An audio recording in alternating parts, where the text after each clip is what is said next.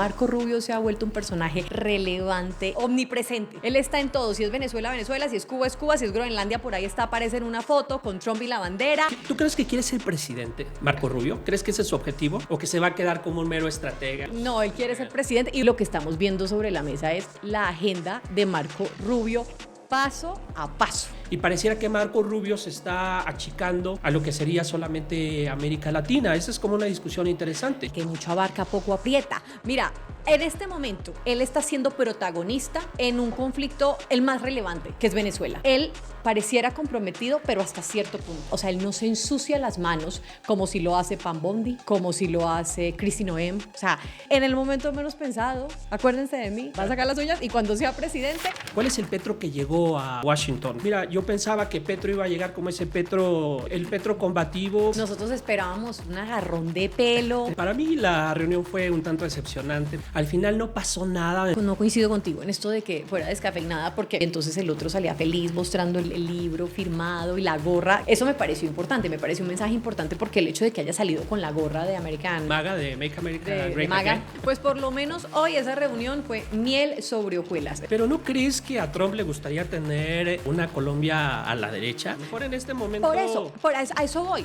Perdió una oportunidad.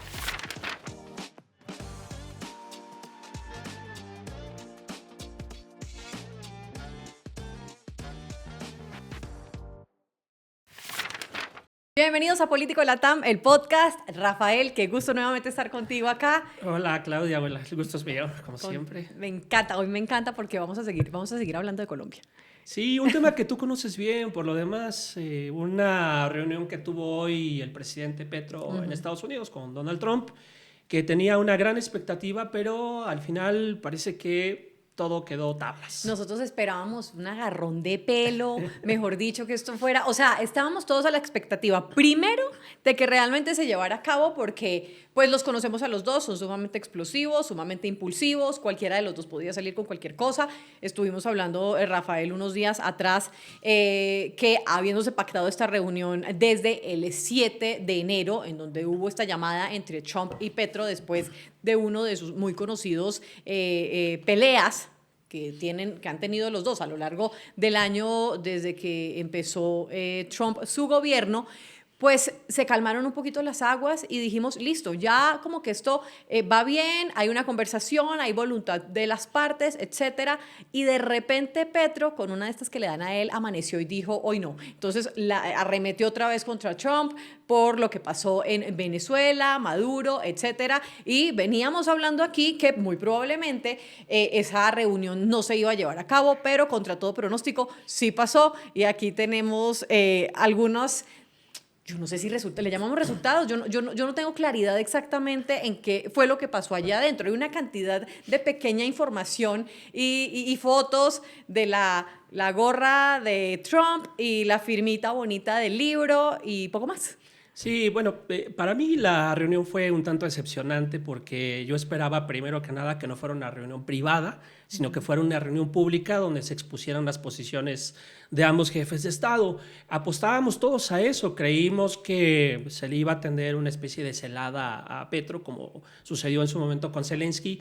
Al final no pasó nada, me parece que fue una reunión como descafeinada, porque ambos personajes, muy polémicos los dos, como bien dices, aparecieron en una postura pues que nadie se las conocía, como dóciles, como muy cordiales, pero bien a bien no sabemos si esto va a generar, digamos, una nueva relación entre ambos países. No sabemos si el Trump que vimos hoy va a ser el Trump de los próximos 3 días o de la próxima semana. Tampoco Petro, no sabemos si él vaya a, digamos, a reconciliarse totalmente con Estados Unidos, con lo que eso significa. Yo la verdad creo que esa reunión dejó mucho que desear, porque por lo pronto, pues mira, yo pensaba que Petro iba a llegar como ese Petro con Roger Waters, en un plan... Con su pañoleta claro, de sí, gasa. el Petro combativo, pues yo vi otro Petro, vi un Petro deslavado, y eso pues a mí me tiene como francamente decepcionado. Pero sabes que yo no coincido contigo en esto de que fuera descafeinada, porque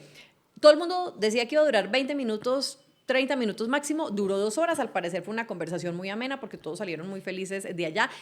Dice Petro en su rueda de prensa y en algunas entrevistas posteriores a esta reunión que sí hay una serie de acuerdos para seguir combatiendo el narcotráfico, con el futuro de Venezuela y la participación que puede tener Colombia allí. Evidentemente, y aquí estuvimos hablando también al respecto de este problema que tenemos arancelario entre Colombia y Ecuador, y por lo contento que salió Trump de ese caso en particular, podríamos decir que en un panorama, si fuera en un panorama donde con dos personajes predecibles, pues podríamos estar sacando conclusiones. Lo que pasa es que aquí podemos tener cientos de conclusiones y demás, pero ellos, pues cualquiera de los dos se puede levantar despelucado un día y decir, no, ya no me parece esto que dijimos, y cambio completamente de opinión. Pero en el caso particular, y hablando especialmente de Ecuador y Colombia, que fue uno de los temas que estuvo sobre la mesa, pues Trump podría perfectamente influir en esa aplicación de aranceles que le hizo Noboa a Petro, que le hizo Ecuador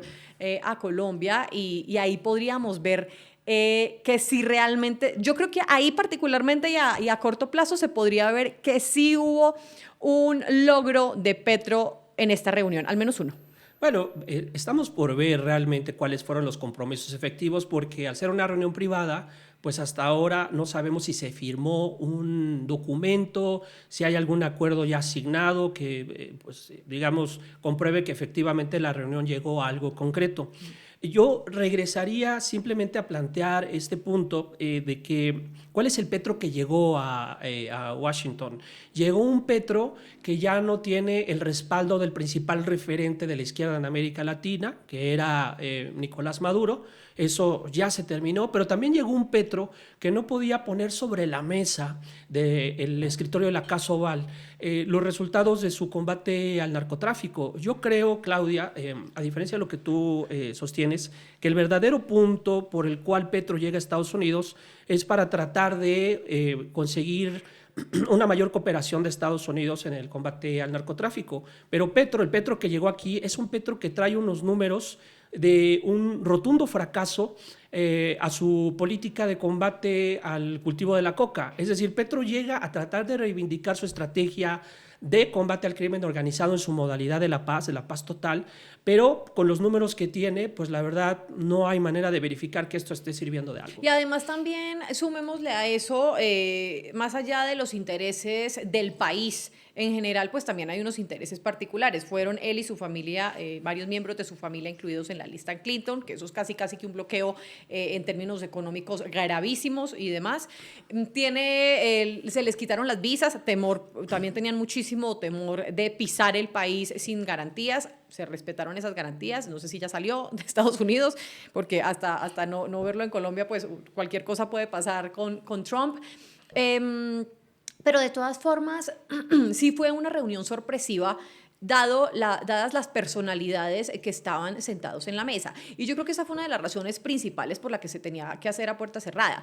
No creo que haya sido, y no fue por una exigencia de Colombia de que se hiciera a puerta cerrada, es que también Trump necesitaba que fuera así, porque no solo él es explosivo y creativo a la hora de enfrentar estas reuniones, Petro también. Entonces, como se podía esperar una reacción pues similar a la que se vio con Zelensky, muy probablemente también podía pasar con Petro, pero Petro no estaba en las condiciones en las que estaba Zelensky, ni con la necesidad. Sí hay necesidad por parte de Colombia, evidentemente, de los Estados Unidos, pero no eran unas condiciones tan apremiantes como lo que pasaba con Ucrania. Entonces, muchas comparaciones que se hicieron con que le podía pasar lo mismo, es que no era igual.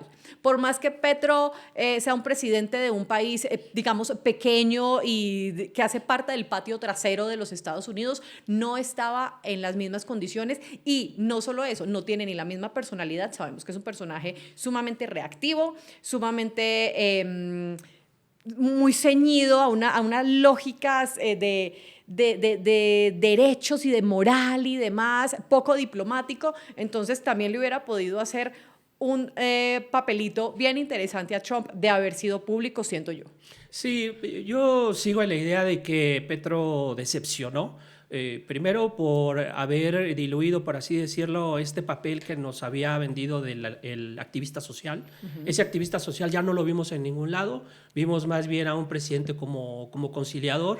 Entonces la pregunta es, ¿cuál es el Petro que vamos a seguir viendo? ¿El Petro que era como el agitador social, o vamos a ver a un Petro dócil que tiene que ajustarse a las nuevas condiciones de la región, un poco apostando a lo mejor por el tema electoral, pero no está para nada claro, Claudia, que esta reunión le pueda dar como un rendimiento a largo plazo para decir, miren, colombianos, yo ya conseguí grandes acuerdos con Trump y entonces vamos a mantener la continuidad en el gobierno. La verdad es que eso está por verse porque a la campaña electoral le quedan 5 larguísimos meses donde todo puede pasar y como solemos decir en las campañas electorales, los buenos puntos que puede obtener un presidente no migran automáticamente a su candidato. Entonces le decimos a los electores, tal vez a los fans de Petro, pues que no hay que aventurarse porque en realidad estos procesos pues todavía pueden tener como distintos desenlaces. Y ¿no? precisamente, ya que estás hablando del panorama electoral, me parece importante decir que la derecha colombiana, los precandidatos que hay ahorita en lista, estaban muy montados en la ola de que esta reunión les iba a ser favorable precisamente porque se esperaba una cosa muy distinta, unas actitudes muy distintas por parte de los dos mandatarios. Ahorita mismo, dados los resultados y las buenas formas que se utilizaron en esta reunión, pues yo pensaría que esto le juega a favor a Petro y le juega a favor en la medida en que se vendió como un presidente que tiene una base electoral con cierto perfil y de alguna manera confrontativo con los Estados Unidos y ahora ese discurso de la oposición de que Petro no tiene la capacidad de negociar con Estados Unidos, que es pues su socio comercial más importante, se les cayó. Pues es justo lo que yo decía hace un rato. ¿Cuál es el Petro que vamos a ver? Yo creo que el Petro que fue a Washington ya es un Petro que se va a subordinar. Me parece que ya no es el Petro combativo. Y esto, pues hay que seguirlo viendo en los próximos días porque pesa sobre Colombia una desertificación parcial sobre su combate al cultivo. Pero eso puede cambiar ahorita. Bueno, vamos a ver. O sea, es que ahí es donde yo creo que tenemos que, digamos que poner el acento. Vamos a ver si efectivamente esta reunión dio los resultados, porque Trump le está exigiendo a Petro que redoble esfuerzos en el combate al narcotráfico y lo más que puede poner Trump sobre la mesa pues es esta idea muy romántica del abandono de los cultivos de manera voluntaria. No me parece que sea la estrategia más efectiva y yo simplemente sería cauteloso en pensar que derivado de esta reunión privada va a venir, digamos, el reino de la armonía y entonces todos seremos felices en Colombia para siempre, ¿no? Pues por lo menos hoy esa reunión fue miel sobre hojuelas. Esto era una cantidad. Yo me sorprendía, Rafael, leyendo todos los análisis que había y las notas que había. Me encantó, un hombre maravilloso y entonces el otro salía feliz mostrando el libro firmado y la gorra, que además eso me pareció importante, me pareció un mensaje importante porque el hecho de que haya salido con la gorra de American, se me fue el eslogan, American. Sí, MAGA, de Make America Great Again. De Make America Que Great le agregó Again. la S, ¿no? Para que dijera todos los estados americanos, ¿no? No solo Estados Unidos. Es que Petro tiene esa capacidad de ir cambiando esos simbolismos y esas cositas pequeñitas que puede que a todo el mundo no le guste, pero a su electorado en particular sí. Ahora, una cosa que me llama la atención de lo que estás diciendo, por mi parte yo digo, le fue favorable porque deconstruyó todo este discurso de la oposición que se quedó peleando en Twitter pidiéndole a Trump que reconsidere y que mire y que observe que Petro es esto y lo otro, pero también, y lo estábamos mencionando ahorita fuera de cámara, lo decías tú, que tanto le conviene con respecto a su propio electorado que se vendió distinto, al que se vendió distinto. Claro, es que en esos términos, pues naturalmente que Petro aparece como si fuera una especie de héroe redimido, que de pronto pues acaba de bajar del cielo y entonces ahora sí va a recomponer las cosas en Colombia, pero una cosa es que le haya ido muy bien en esta reunión y otra cosa es lo que tiene que suceder en las próximas semanas para saber si Petro va a reconducir la grave situación de inseguridad que priva en ese país. Eso no está claro, no hay indicios de que esto se vaya a reconducir y va a pesar sobre él el hecho de que haya ido a buscar reflectores cuando no tiene las condiciones para generar resultados tangibles. Pero ahí, Rafael, ¿No? yo siento que el que perdió, así pues como haciendo aquí un balance rápido, fue Trump. Digo, perdió, no, más bien, se demuestra o se puede demostrar que Trump, a él no le interesan las ideologías, a él no le importa si es de izquierda, si es de derecha, si es de centro, si es del más allá, si es del más acá. A él le interesa al que le convenga a términos personales. Entonces, si se pudo sentar, no sabemos, porque todo lo mencionas, fue a puerta cerrada, pero si se pudo sentar con Petro y llegar a una serie de acuerdos, puede ser digamos, uno de esos panoramas. Pero ¿no crees que a Trump le gustaría tener una Colombia a la derecha? O sea, a lo mejor en este momento... A eso voy.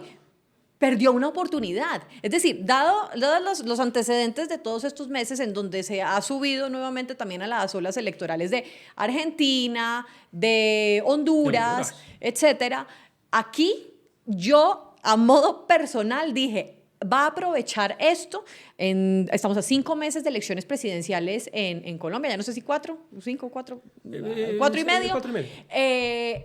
Se va a subir en este discurso de Petro no le conviene al país, etcétera, etcétera. No es una persona que no es capaz, que no controla, bueno, en fin. Y haberse podido subir en esta lógica de voy a participar de alguna manera en las elecciones presidenciales en Colombia, haciendo un apoyo a cualquiera de los candidatos o a varios de los candidatos con tal de que el lado político, garantizar que este lado político o que Colombia se quedara en una derecha. Pero era lo que yo honestamente me imaginaba, pero no pasó. Bueno, vamos a ver entonces para los próximos meses cómo se enrocan los acuerdos que tomó Trump con, disculpen ustedes, los acuerdos que tomó Petro con Trump en función del ciclo electoral, porque en este momento pues ese ciclo electoral pues está apenas caminando, pero seguramente va a llegar un punto donde estas dos cosas se intersecten y vamos a ver entonces hacia dónde va realmente cada uno de los actores, ¿no? A mí me queda perfectamente claro que Trump no va a perder la oportunidad de que Colombia gire a la derecha, porque conoce muy bien algunos de los actores en cuanto a las estrategias que en el pasado tuvieron de manera colaborativa con Estados Unidos. Y nos referimos obviamente a Uribe y a otros expresidentes que pusieron gran parte de su capital político para tratar de resolver el problema del narcotráfico y el cultivo de la cocaína. Bueno, y esperemos que en un discurso de esos que da Trump o de esas declaraciones que da Trump en los aviones o en una levantada de Petro a las 2 de la mañana con un tuit larguísimo, cambien de opinión. Aquí no garantizamos nada. Es probable que en 2 o 3 semanas o menos estemos hablando de que todo esto terminó siendo nada y cambiaron de opinión, porque así son los dos. Entonces aquí nada está escrito. Hay que preguntarle a nuestro público qué opina, si creen que Trump va a tener una colaboración estrecha con Petro, o si Petro, por otro lado, perderá la cabeza, tirará el tablero y entonces las cosas regresarán al punto de origen. Cuéntenos en las redes sociales qué es lo que opinan, porque esto va a seguir en una discusión. Bueno, ahora vámonos con un personaje que a mí me parece muy interesante. Siempre me ha llamado la atención desde el momento en que bueno, desde antes, pero cuando comienza a ser parte del gobierno de Donald Trump, y es Marco Rubio. Marco Rubio se ha vuelto un personaje relevante, está en todo, omnipresente. Él está en todo. Si es Venezuela, Venezuela, si es Cuba, es Cuba, si es Groenlandia, por ahí está, aparece en una foto con Trump y la bandera. Pero además es un personaje que tiene mucha historia. Evidentemente comienza a sonar fuertemente ahorita durante el gobierno de Donald Trump, digo fuertemente mundialmente, pero es un personaje que ha venido trabajando muy duro dentro de los Estados Unidos, digo duro para sus intereses particulares y los de su grupo parlamentario en particular, pero todo el mundo, lo que se dice, Rafael, es esa vocecita que está ahí al oído de Donald Trump hablándole y yo no puedo evitar pensar, es que más allá de que le convenga a Estados Unidos según sus intereses particulares, lo que estamos viendo sobre la mesa es la agenda de Marco Rubio paso a paso. O sea, elemento tras elemento de lo que él ha querido, ha propuesto, ha prometido, etcétera, y que cuando le llegó el momento dijo, bueno, de aquí soy. Y esta oportunidad yo no la desaprovecho. Y por lo que yo veo, efectivamente la está aprovechando. Sí, yo creo que los actores políticos pueden cambiar de posición. Algunos se corren a posiciones más de centro, otras más hacia los extremos.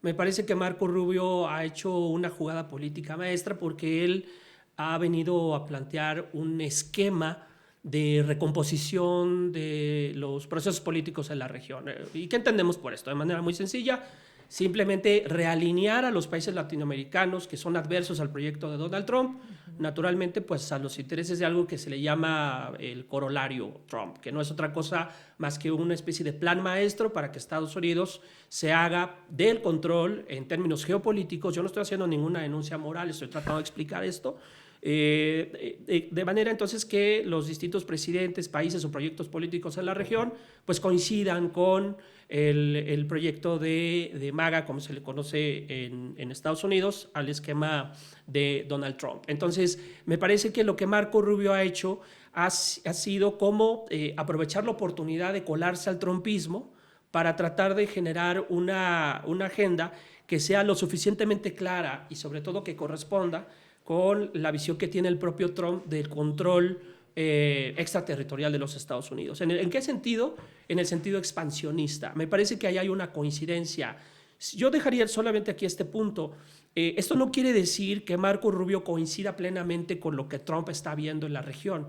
Trump me parece que es una persona que no responde a una ideología clara, que no coincide, de hecho, con la visión clásica del Partido Republicano, como sí coincide Marco Rubio. Marco Rubio me parece que es el prototipo del político republicano clásico de derecha en Estados Unidos, pero el mismo Trump ha tomado distancia de este posicionamiento. Entonces, ¿tú qué ves, por ejemplo, en esta diferencia de personalidades y sobre todo de visiones ideológicas? Porque, como bien dices, si un día amanece Trump en la madrugada tomándose una Coca-Cola y en ese momento toma las decisiones y se lanza a las redes sociales a despotricar en contra de sus enemigos, me parece que eso no tiene nada de programático. Yo creo que, mira, para empezar, Trump es un empresario. Trump es una persona que ve... en este caso el mundo y la América Latina y etcétera, lo que tiene en este momento en sus manos controlar, pues lo ve de una manera estratégica, entonces va acomodando según sus intereses particulares, vuelvo y digo, sin ideologías ni derecha ni la izquierda, a él no le importa nada de eso, con tal de que esos intereses lo beneficien y beneficien en teoría a Estados Unidos, mientras Marco Rubio, coincido contigo, sí una línea, una ideología puntual. Sin embargo, Marco Rubio es un estratega, es uno de estos personajes que pocas veces se ven, y digo pocas veces se ven porque me remito con esto a personajes como Juan Manuel Santos. Son estos perfiles muy capacitados, que además tienen muy claro qué es lo que quieren hacer, cuáles son sus objetivos. No los estoy comparando, no es que sean iguales, sino en términos de la metodología que utilizan. Entonces, si en este caso Marco Rubio ve que Donald Trump tiene un poderío importante, una influencia significativa, muchos personajes que uno creería que no, pues le obedecen y lo apoyan y lo siguen, aún con todas las críticas que hay por N cosas que hace o dice. Él simplemente pues era un Marco Rubio antes, cuando era senador, y se convirtió en un Marco Rubio ahora que entró a ser parte del gobierno de los Estados Unidos, del gobierno de Donald Trump. ¿Tú crees que quiere ser presidente, Marco Rubio? ¿Crees que ese es su objetivo? ¿O que se va a quedar como un mero estratega y pasar a la historia así como él quiere el ser artífice de los cambios? No, él quiere ser presidente. Y vuelvo, y ahí me remito a Juan Manuel Santos, que fue en principio tuvo varios cargos y luego fue ministro de Defensa de Álvaro Uribe, y estuvo durante este gobierno haciendo los movimientos necesarios para su proyecto personal, que era un proceso de paz futuro, pero bajo la lógica y la solicitud específica de Álvaro Uribe. Y cuando se convirtió en presidente, desde el día 1, dijo: yo voy por un proceso de paz, a tal punto que le costó la enemistad de Álvaro Uribe. Hoy en día no se hablan para nada. Yo veo en Marco Rubio un personaje así, un personaje capaz de mimetizarse, o sea, capaz de decir... no porque pierda esos principios que él persigue, sino porque es capaz de ver la oportunidad y de callar en el momento en el que tiene que callar y operar a partir de ahí en función de esos intereses particulares que son, pues ya lo sabemos y lo dijo siempre, Venezuela, Cuba en particular. Y en el momento menos pensado, acuérdense de mí, va a sacar las uñas y cuando sea presidente, o sea, cuando tenga la oportunidad, porque lo va a hacer en el momento en que tenga la oportunidad. Puede que no sea en el 2028, yo creería que sí. Vamos a ver con J.D. Vance cómo le va.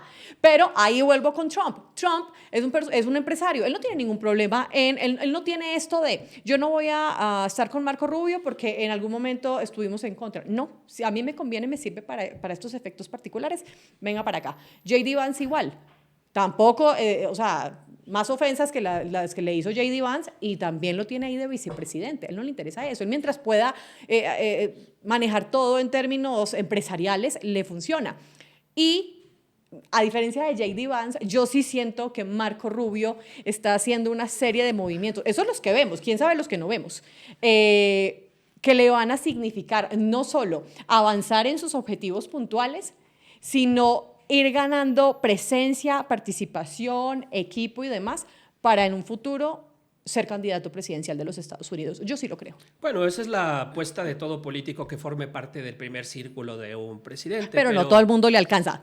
Sí, bueno, vamos a ver, porque esa es o sea, lo que se está discutiendo en Estados Unidos es si a Marco Rubio le da para poder ser presidente, si tiene los tamaños o si en realidad solamente es como el gran estratega que le habla al oído a Donald Trump. Este es como algo que hay que poner sobre la mesa, porque al final de cuentas Marco Rubio pues es un secretario poderoso, es el jefe de la diplomacia norteamericana, y esto significa que él tendría que tener incidencia natural, por ejemplo, en decisiones que se están tomando del otro lado del Atlántico, con relación a Europa, con relación a las decisiones que se están tomando, por ejemplo, en Medio Oriente, lo que va a pasar, por ejemplo, con China en el futuro.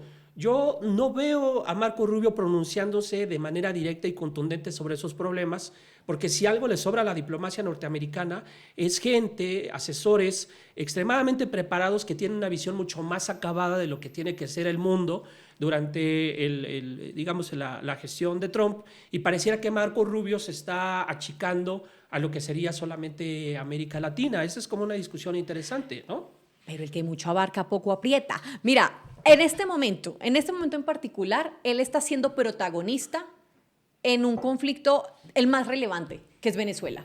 Seamos sinceros, digamos, a la población norteamericana no les importa más que ellos y poquito más, y lo de Venezuela medio les llama la atención, y Cuba ahí, y de ahí para allá, nada.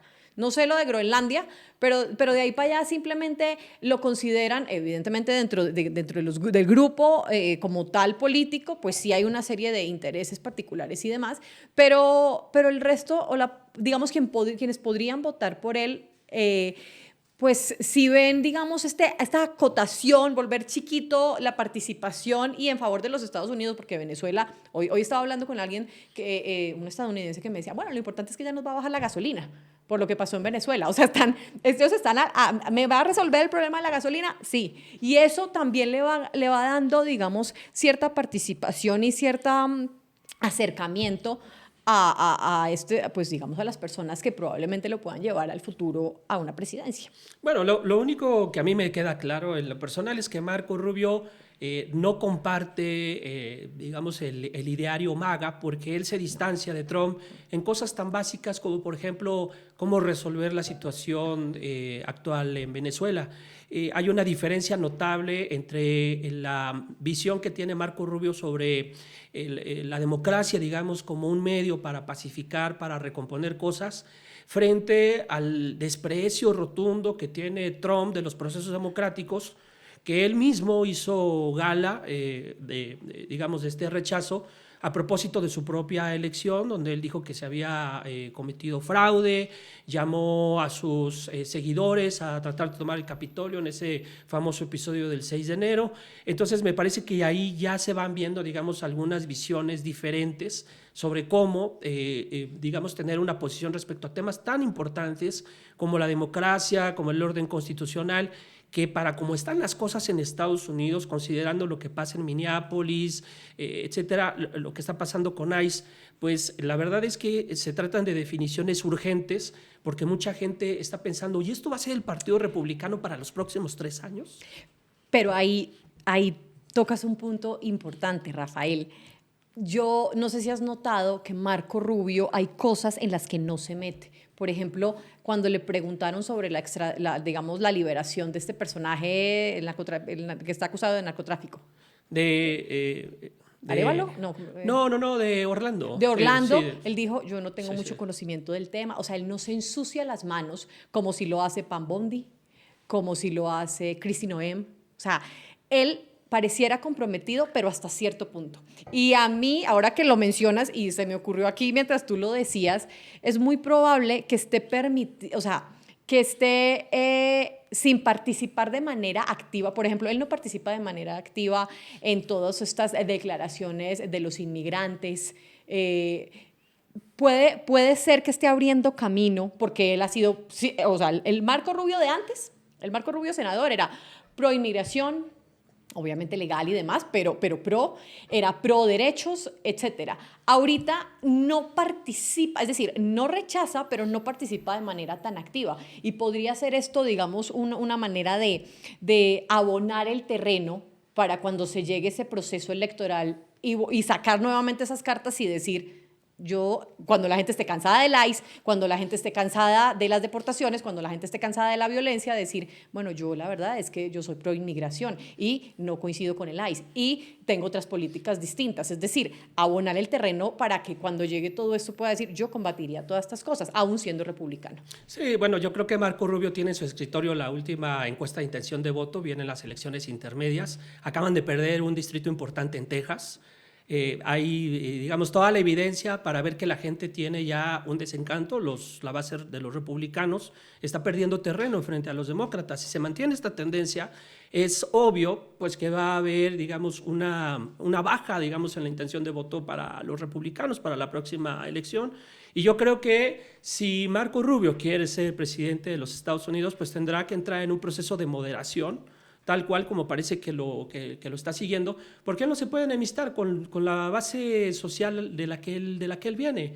Aunque su familia no padeció los estragos de la dictadura cubana, porque ellos se fueron en el periodo de Fulgencio Batista, se fueron directamente a Miami.